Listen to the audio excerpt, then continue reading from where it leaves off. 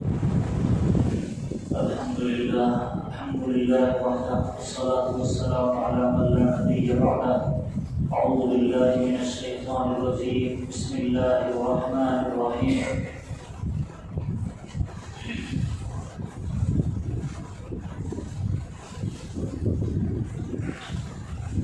وعد الله الذين آمنوا منكم وعملوا الصالحات ليستخلفنهم في الأرض كما استخلف الذين من قبلهم وليمكنن لهم دينهم الذي ارتضى لهم وليبدلنهم من بعد خوفهم أمنا.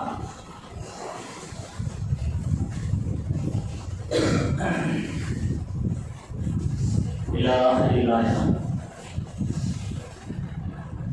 اللهم صل على سيدنا محمد وعلى آل سيدنا محمد وبارك وسلم. اللهم صل على سيدنا محمد وعلى آل سيدنا محمد وبارك وسلم. اللهم صل على سيدنا محمد وعلى آل سيدنا محمد وبارك وسلم. محترم سامعین، عزیز نوجوانوں،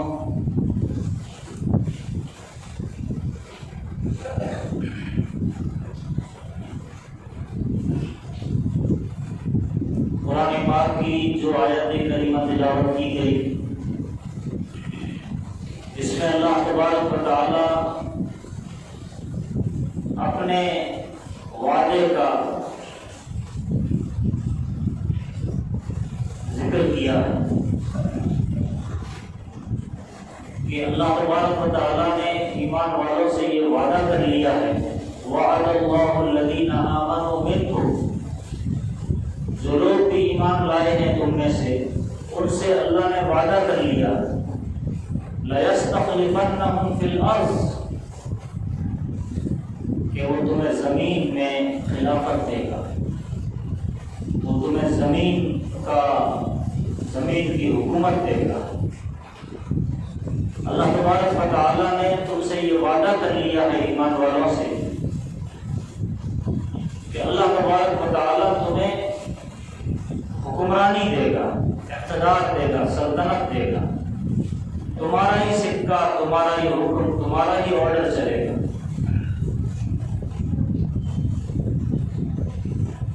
كما استخلف الذین من قبلہم، جیسا کہ اللہ تبارک و تعالی ان ایمان والوں سے پہلے جو لوگ گزرے ان سے اللہ نے وعدہ کیا اور پھر ان کو خلافت دی، ان کو حکومت دی، ان کو بھی اقتدار دیا، ان کو بھی پاور دیا۔ وہی پاور اللہ تبارک و تعالیٰ تمہیں بھی دے گا۔ یہ اللہ نے اس آیت کریمہ میں اپنے وعدے کے طور پر اس کا ذکر فرمایا۔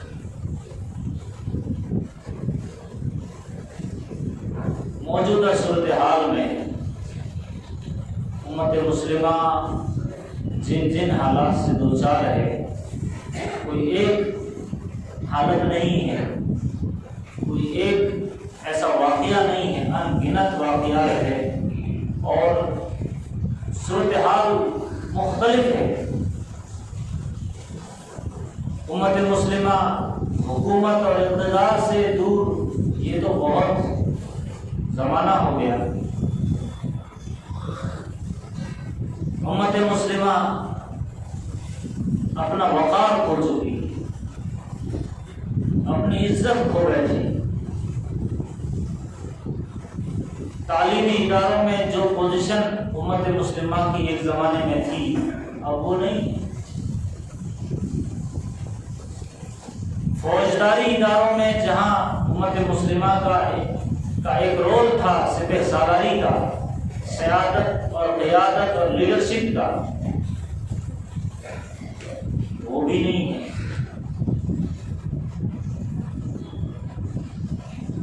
سائنٹسٹ یا سائنس میں جو امت مسلمہ کا رول رہا اب وہ بھی نہیں ہے۔ یعنی دنیا میں جو ترقی کے ذرائع ہیں ان تمام ذرائع سے امت دور ہے۔ سروے کے مطابق پوری پوری دنیا میں سب سے زیادہ ذلیل اور مظلوم کوئی قوم ہے تو وہ امت مسلمہ. اور ایک طرف اللہ یہ وعدہ کر رہا ہے کہ اے امت مسلمہ، کبھی وعدہ فرمایا وَلَا تَهِنُوا وَلَا تَحْزَنُوا، غم نہ کرو، فکر نہ کرو، تم ہی سربلند رہو گے. کبھی اللہ تبارک و تعالیٰ نے وعدہ کیا وَقَالَ الَّذِينَ كَفَرُوا لِرُسُلِهِمْ لَتُخْرِجَنَّكُم مِّنْ أَرْضِنَا أَوْ لَتَعُودُنَّ فِي مِلَّتِنَا فَأَوْحَىٰ إِلَيْهِمْ رَبُّهُمْ لَنُهْلِكَنَّ الظَّالِمِينَ. ہر زمانے میں حق والوں سے ظالم لوگ یہ کہتے رہے کہ ہم تمہیں نکال دیں گے، ہم تمہیں باہر کر دیں گے، ہم تمہیں کھدیر دیں گے، ہماری زمین سے تمہیں نکلنا پڑے گا، یا یہ کہ تمہیں واپس ہمارا گھر قبول کرنا پڑے گا. تو اللہ تبارک و تعالیٰ نے وقت کے نبی کو یہ وحی کی فَأَوْحَىٰ إِلَيْهِمْ رَبُّهُمْ لَنُهْلِكَنَّ الظَّالِمِينَ. اے میرے نبی،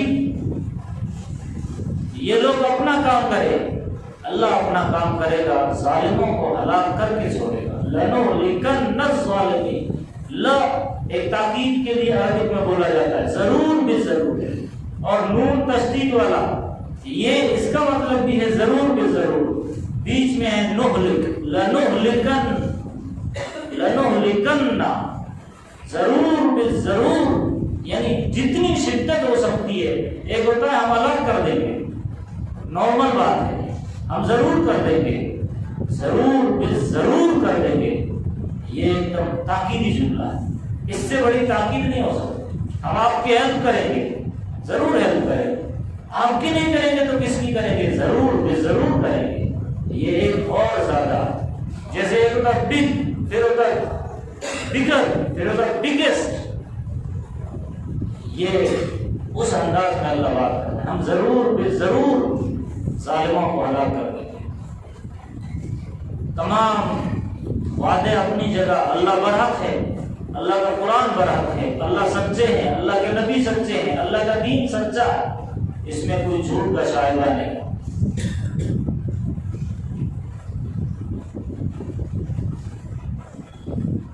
قرآن پاک کی جو آیت میں نے ابھی تلاوت کی، اس میں بھی اللہ وعدہ کر رہا ہے لَيَسْتَخْلِفَنَّهُمْ فِي الْأَرْضِ.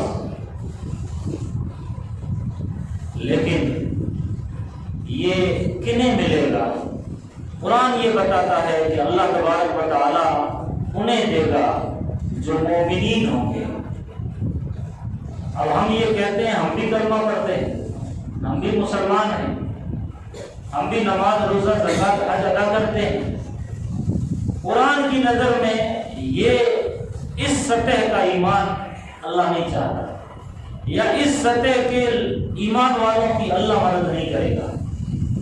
اللہ مدد کرے گا ان ایمان والوں کی جو ایمان مطلوب ہے صحابہ جیسا، جو ایمان مطلوب ہے نبی نے جو ایک ماڈل پیش کیا ویسا ایمان کہ کسی بھی صورت میں وہ لوگ سمجھوتا نہ کرے، ہر صورت میں وہ استقامت دکھائے. انہیں ہمارا ایمان ہم سے جھوٹ نہیں چھڑوا سکتا، ہمارا ایمان ہم سے چغل خوری نہیں چھڑوا سکتا. ہمارا ایمان ہماری نماز قضا ہو جائے تو اس پر واپس قضا کروانے کے لیے اندر سے بے چین نہیں کرتا. ہمارا ایمان زکات ادا نہیں کی تو زکات دینے پر مجبور نہیں کرتا. ایسے ایمان والوں کی اللہ مدد نہیں کرتا. ہمارے پاس ملا جلا ہے، ایک کھچڑی ہے جسے کہتے ہیں، اللہ ایک دم پیور چاہتا ہے. مارکیٹ سے ہم کوئی چیز خریدتے ہیں، وہ مٹی کی ٹھیکری کیوں نہ ہو، اس کو بجاتے ہیں، ٹوکتے ہیں، پٹکتے ہیں، اور اس کو بجا بجا کے دیکھتے ہیں کہ کہیں اس کی آواز کیسی ہے. اس کی یہ والی آواز آئی تو یہ کچی ہے، اور یہ والی آواز آئی تو یہ پکی ہے. اب اس میں کوئی اندر درار یا کوئی سوراخ نہیں ہے. جو 10 روپے میں، 20 روپے میں، 50 روپے میں جو چیز ملتی ہے ہم اس کو بھی پرکھ کے ٹھوک بجا کے لیتے ہیں. اللہ تبارک و تعالیٰ کا بھی یہی معاملہ ہے. اللہ تبارک و تعالیٰ اس ایمان کو قبول کرتے ہیں یا ان اعمال کو خالص ہو، جہاں ریاکاری نہ ہو، جہاں شرک کا شائبہ نہ ہو۔ ہم دوسروں کو بھی خوش کرتے ہیں، اللہ کو بھی خوش کرتے ہیں، ہمارے دلوں میں اللہ بھی ہے، دوسرا بھی ہے۔ اب یہ کہتے ہیں یہ بھی کرنا پڑے گا، وہ بھی کرنا پڑے گا۔ خلط ولط والا ایمان ہے ہمارے پاس۔ اللہ تبارک و تعالیٰ ان ایمان والوں سے بات کر رہا ہے وعدے کا، اپنی نصرت کا، اپنی حمایت کا، زمین کے اقتدار کا، زمین کے اوپر حکومت اور پاور کا، جو ایمان اللہ چاہتا ہے۔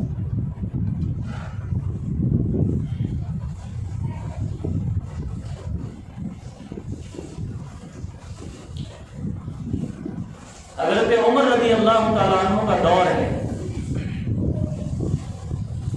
اور آپ حضرت عمر کا دور نبی کریم صلی اللہ علیہ وسلم کا ایک دور تھا جس میں گنے چنے لوگ تھے، مٹھی بھر لوگ تھے۔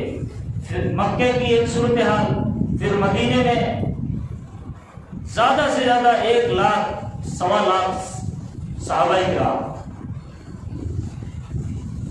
حضرت ابو بکر صدیق کا دور خلافت تقریباً 5 سال چلا، اس میں اور علاقے فتح ہوئے۔ پھر حضرت عمر آئے، 22 لاکھ مربع میل پر حضرت عمر کی حکومت۔ ایران فتح ہوا، روم فتح ہوا، جزیرۃ العرب سے باہر بلکہ آگے بڑھ چڑھ کر ہندوستان تک ایمان کی شعاعیں اور اس کی کرنیں پہنچ چکی تھی۔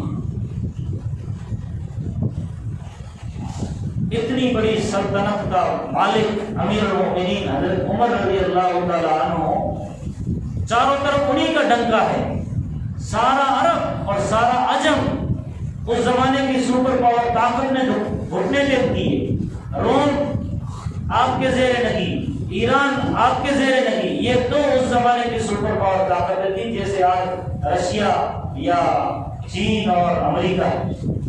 اس زمانے کی یہ 2 سپر پاور طاقت ہے، لیکن یہ بھی زیر نہیں۔ اتنی بڑی، یعنی یہ کہ چاروں طرف یہ عام ہو چکا تھا، اب یہ اسلام کا سیل روا رکنے کا نام نہیں لے گا۔ اب چاروں طرف اگر انہوں نے سمندر میں گھوڑے دوڑائے تو پار کر گئے، اگر انہوں نے افریقہ کے جنگل میں گئے تو اس کو پار کر لیا، جدھر گئے یعنی ہوا کا رخ ان کے ساتھ۔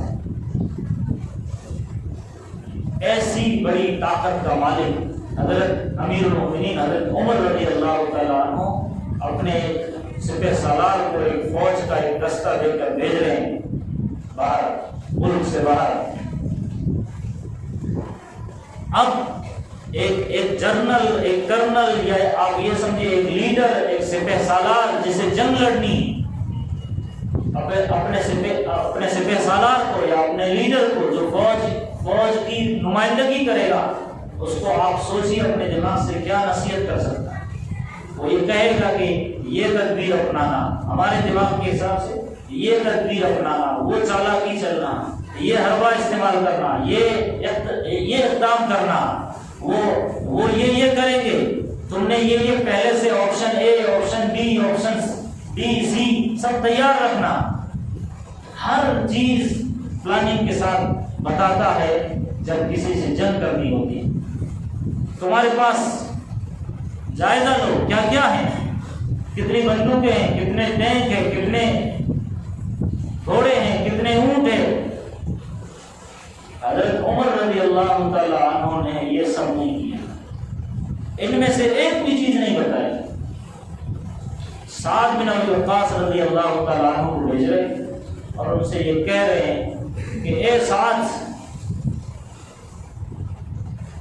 دشمن جیسا بھی ہو سامنے، کم ہو یا زیادہ، اور تم کم ہو یا زیادہ، اس سے فرق نہیں پڑتا۔ دشمن پر غالب آنے کے لیے تمہارے پاس ایک ہی ہتھیار ہے، وہ ہے تقویٰ۔ دشمن پر غالب آنے کے لیے تمہارے پاس ایک ہتھیار ہے، وہ ہے تقویٰ۔ سب سے یہ کہہ دو کہ متقی بن جائے۔ نعوذ باللہ وہ متقی نہیں تھے، وہ متقی تھے، وہ پرہیزگار تھے، وہ صحابی رسول تھے۔ صحابی کا مقام اور مرتبہ رضی اللہ عنہم ورضوا عنہ، جنت کا پروانہ مل چکا ہے، اللہ راضی ہے۔ وَقُلْ وَعَدَ اللَّهُ الْحُسْنَىٰ، اللہ نے جنت کا وعدہ کر لیا۔ محمد الرسول اللہ، قرآن کہتا ہے وَالَّذِينَ مَعَهُ أَشِدَّاءُ عَلَى الْكُفَّارِ، یہ صحابہ کی تعریف ہے۔ محمد صلی اللہ علیہ وسلم اور ان کے ساتھی أَشِدَّاءُ عَلَى الْكُفَّارِ، کافروں کے معاملے میں بڑے سخت ہیں۔ کافر سے مراد ظالم۔ أَشِدَّاءُ عَلَى الْكُفَّارِ رُحَمَاءُ بَيْنَهُمْ، آپس میں بڑے نرم دل ہیں۔ تَرَاهُمْ رُكَّعًا سُجَّدًا يَبْتَغُونَ فَضْلًا مِّنَ اللَّهِ، تم انہیں دیکھو گے کہ ان کی پیشانیوں پر سجدوں کے اور ان کے گھٹنوں پر رکوعوں کے نشانات ہیں۔ سیماہم فی وجوہہم من اثر السجود، ان کی یہ نشانیاں ہیں۔ ذالک مثلہم فی التوراۃ والانجیل، یہ مثال تورات میں بھی ہے، یہ مثال انجیل میں بھی، یعنی ان کا حلیہ، ان کا نقشہ، ان کی کوالٹیز، ان کی صفات، یہ صحابہ کرام کا تورات میں ذکر ہے، انجیل میں بھی ذکر ہے۔ یہ صحابہ کرام نصیحت کر رہے، حضرت عمر صحابی رسول کو، ساتھ میں صحابہ ہیں، کہہ رہے تقوی اختیار کرنا۔ اگر دشمن پر غالب آنا ہے، دشمن کا مقابلہ کرنا ہے، تو نہ جتھوں سے ہوگا، نہ نعروں سے ہوگا، نہ احتجاج سے ہوگا، نہ دھرنوں سے ہوگا، نہ طاقت سے ہوگا، نہ ٹینک اور بڑے بڑے ہتھیاروں سے ہوگا۔ ایک ہتھیار ہے تمہارے پاس، وہ ہے تقویٰ، اس کو باقی رکھنا، اللہ کا ڈر، اللہ کا خوف، گناہوں سے بیزاری، گناہوں کو چھوڑنا۔ اللہ کا ڈر اور اللہ کا خوف، اللہ کی خشیت، یہ وہ چیز ہے تمہیں جیت دلائے گی، یہ وہ بات ہے جو تمہیں غلبہ دے گی۔ اور آج کی صورتحال میں اس واقعے کو رکھیے، وہاں تو حال یہ تھا، الٹا تھا۔ حضرت عمر کے ہاتھ میں پوری طاقت ہے، سارے لوگ ان کے زیر لگی ہیں، پوری دنیا میں ڈنکا بج رہا تھا حضرت عمر کا، حتیٰ کہ یہاں کے راجا مہاراجاؤں نے، یہاں کے بعد کے لیڈروں نے، نہرو نے اور گاندھی نے حضرت عمر کی اس حکومت کا، اس اقتدار کا ذکر کیا تاریخ کی کتابوں میں۔ اور گاندھی جی نے یہاں تک لکھا اگر حضرت عمر کچھ سال اور زندہ رہتے تو دنیا کا نقشہ کچھ اور ہوتا۔ وہ عمر فاروق جن کے پاس طاقت ہے، وہ یہ کہہ رہے ہیں، اور اب ہمارا حال یہ ہے، نہ ہمارے پاس طاقت ہے، ہم دنیا میں سب سے زیادہ مظلوم، ہم دنیا میں سب سے زیادہ بے بس، مجبور، کچھ نہیں، آپ حکومت بھی نہیں، پاور نہیں، اقتدار نہیں، بھلے ہماری تعداد کتنی ہو اور دشمن ہم سے زیادہ ہے، ہم بھلے زیادہ ہیں ان کے مقابلے میں، اس زمانے کے مقابلے میں، لیکن دشمن آج کا ہمارے سے زیادہ طاقتور بھی ہے اور تعداد میں بھی زیادہ ہے۔ اس بیک گراؤنڈ میں اس واقعے کو دیکھیے، ہمارے پاس کیا ہے؟ کچھ بھی نہیں۔ تو کیا دھرنوں سے، کیا احتجاجات سے، کیا نعروں سے مقابلہ ہو سکتا ہے دشمن کا؟ دشمن کا مقابلہ اور دشمن کو مغلوب کرنا ہے تو امت کو یہ میسج دے رہا ہے یہ واقعہ کہ تمہیں تقوی والی زندگی گزارنا ہوگا۔ یہ تقوی، تم کبھی مشکل میں پھنس جاؤ گے، قرآن کہتا ہے یہ تقوی جب تم کسی مشکل میں پھنس جاؤ گے تمہارے لیے راستہ بنا دے گا۔ یہ تقوی جب تمہارے اوپر کوئی مصیبت اور پریشانی آ جائے گی تو اللہ اس سے جلدی سے نکالنے کے فیصلے کر دے گا۔ قرآن ان تتقوا اللہ یجعل لکم فرقانا، ان تتقوا اللہ یکفر عنکم سیئاتکم، کتنی ایسی آیتیں ہیں۔ اے ایمان والو، یا ایھا الذین آمنوا اتقوا اللہ حق تقاتہ، اے ایمان والو ڈرو اپنے رب سے جیسے ڈرنا ہے۔ اور ہمیں کوئی ہمارا حال یہ، ہم سوچتے ہیں ہم ایک مجمع میں، ایک جلسے میں، ایک اجتماع میں دعا کر دیں اور دعا میں رو دھو کے اتنا روئیں کہ اثر تک دعا قبول ہو جانی چاہیے، دشمن کو زہر ہو جانا چاہیے، ان کی طاقتیں، ان کی حکومتیں بکھر جانا چاہیے۔ اثر میں دعا کرتے ہیں تو پھر عشاء تک تو کام ہو جانا چاہیے۔ رات میں اٹھ کے دعا کرتے ہیں، مجمع ذرا دیر چلا، 10 بجے تک چلا، پورے مجمع نے رو دھو کے داڑیاں تر کر لی، اب سوچتے ہیں صبح تک تو کام ختم ہے، اتنے لوگ روئے ہیں۔ اللہ کہتا ہے رونے سے کچھ نہیں، تمہاری زندگی پوری کی پوری تقوی کے مطابق ہے۔ تمہیں ہر وقت یہ فکر لاحق ہو، تقوی کسے کہتے ہیں؟ میں چند باتوں میں اس کو ایکسپلین کرتا ہوں۔ نمبر 1، پہلی بات، تقوی اگر پرکھنا ہے کہ میں متقی ہوں یا نہیں ہوں، تو پہلی بات تمہیں یہ فکر ہو کہ مجھ سے کوئی نیکی کا کام چھوٹ تو نہیں رہا، نماز چھوٹ گئی، فکر ہو، کوئی بھی نیکی کا کام، صدقہ خیرات کا کام چھوٹ گیا، فکر ہو، یہ چھوٹنا نہیں چاہیے، نیکسٹ ٹائم نہیں چھوٹے گا، اس کی کوشش، تب آپ سمجھے جائیں گے کہ ہاں تقویٰ۔ اور اس سے آگے بڑھیے، گناہ سرزد ہو جانے کا ڈر تمہارے اوپر چھایا ہے، مجھ سے کوئی گناہ تو نہیں ہو گیا۔ اللہ کے نبی علیہ السلام گھر میں گئے، کھجوریں پڑی تھی، آپ نے کھا لی، رات بھر کروٹیں بدل رہے ہیں، اور اماں عائشہ صدیقہ سے یہ کہہ رہے ہیں کہ وہ جو کھجوریں تھیں کہیں صدقے کی کھجور تو نہیں تھی، صدقہ آپ نہیں کھاتے تھے، کہیں صدقے کی کھجور تو نہیں تھی، بے چین، کہیں گناہ تو نہیں ہو گیا۔ حضرت عمر رضی اللہ تعالیٰ عنہ راستے میں جا رہے ہیں، ایک جگہ پر ایک بندہ کھڑا تھا، بیچ راستے میں راستہ روک کے، لوگوں کو آنے جانے میں دقت ہو رہی تھی، آپ مارکیٹ میں جا رہے تھے اور ایک ہاتھ میں درہ تھا، اٹھا کے مار دی۔ گھر آئے، احساس ہوا کہ مجھے نہیں مارنا چاہیے۔ 1 سال تک حضرت عمر اس بندے کو ڈھونڈ رہے مارکیٹ میں، وہ بندہ تھا، میں معافی مانگوں گا، مجھ سے غلطی ہو گئی۔ 1 سال تک ہو گئی، 1 سال کے بعد وہ بندہ نظر آیا تو اس سے کہا کہ بھائی فلاں دن میں نے تمہیں درہ مار دیا، مجھے معاف کر دو۔ وہ شخص کہنے لگا یا امیر المؤمنین میں تو بھول گیا، تم تو بھول گئے، لیکن مجھے 1 سال تک یہ فکر میرے دل پر سوار رہی کہ اگر اللہ نے پوچھ لیا تو میں کیا جواب دوں گا۔ حضرت عثمان غنی اپنا ایک نوکر سامنے سے کوئی چیز لے جا رہا تھا، پانی یا سالن یا کوئی بھی چیز، گر گیا، کان مروڑا، تمہیں سمجھ میں نہیں آتا کیسے لے جانا چاہیے، طریقہ نہیں ہے، ڈسپلین نہیں ہے۔ فوراً خیال آیا تو اس بندے کو بلایا اور کہا تو میرا کان مروڑ دے ورنہ اللہ مجھ سے پوچھے گا تو میں کیا جواب دوں گا۔ یہ ہے گناہ سرزد ہو جانے کا ڈر لائے۔ پہلی بات، اگر تقویٰ ناپنا ہے کہ میرے اندر تقویٰ ہے یا نہیں، نیکی کا کام چھوٹ جائے تو فکر ہے، اور گناہ ہو جائے تو اس پر احساس، ندامت۔ تیسری بات، اعمال کے رد ہونے کا ڈر ہے۔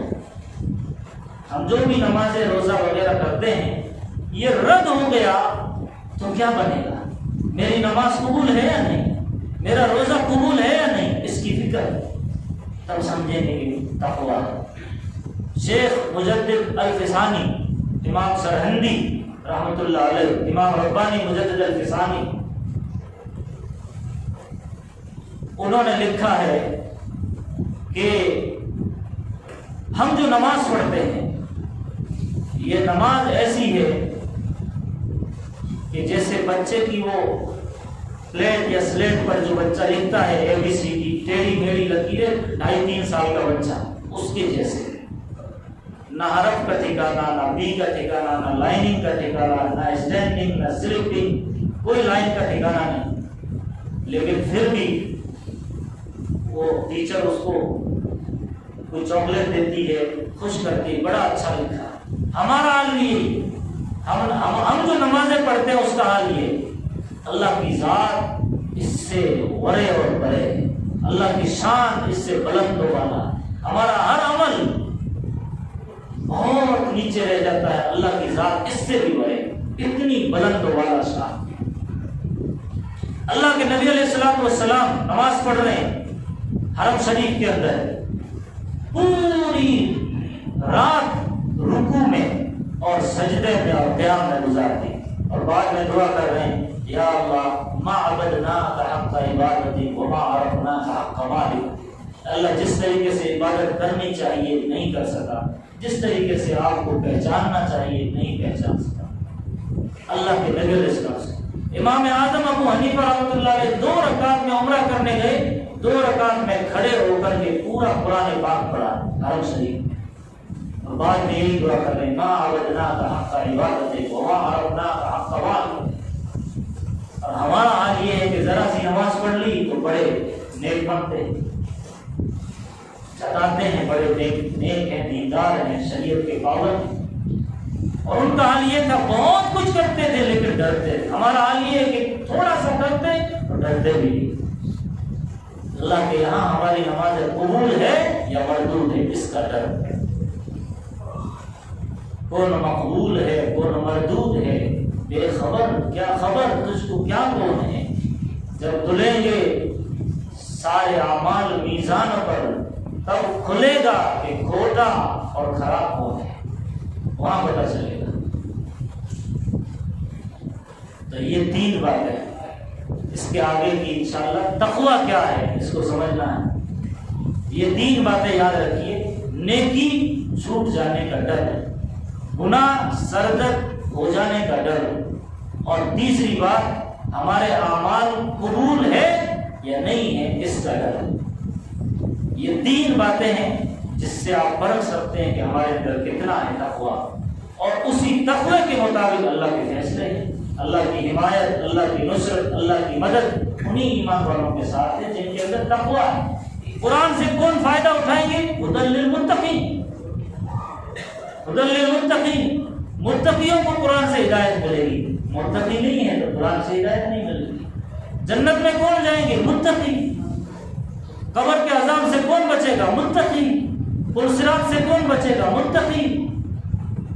وہاں کی ہولناکی اور ذلت اور رسوائی سے کون بچے گا؟ متقی۔ قرآن کی آیات میں یہ کہا گیا۔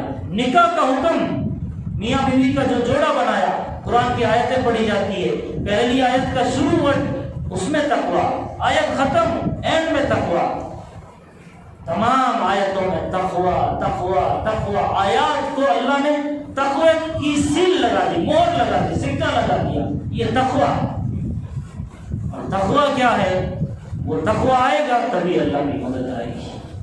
اللہ سے دعا فرمائیں اللہ ہم سبھی کو عمل کرنے کی توفیق عطا فرمائے۔ اذان عنایت اذان